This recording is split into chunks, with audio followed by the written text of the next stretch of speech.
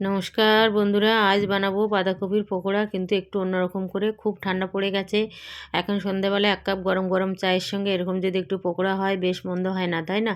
তো চলুন একটু পকোড়াটা অন্যরকম করে বানাই আজকে। এখানে ছোট ছোট করে আলু কেটে আর বাঁধাকপিটা আমি সেদ্ধ করে নিলাম। তারপরে সেদ্ধ আলু, কুচি করা ক্যাপসিকাম, কুচি করা টমেটো, কুচি করা পেঁয়াজ আর একটু কুচি করা রসুন আর আন্দাজ মতো লঙ্কা কুচি করে দিয়েছি। যে যেমন ঝাল খান তেমন দেবেন। দিয়ে দিলাম এখানে সেদ্ধ বাঁধাকপিটা, আন্দাজ মতো নুন, হলুদ, জিরে গুঁড়ো, ধনে গুঁড়ো, একটু লঙ্কার গুঁড়ো দিয়েছি, আদা বাটা দিয়েছি, একটু গরম মশলার গুঁড়ো দিয়ে ভালো করে হাত দিয়ে মেখে এবার দিয়ে দেবো আমি এখানে 2 চামচ সুজি।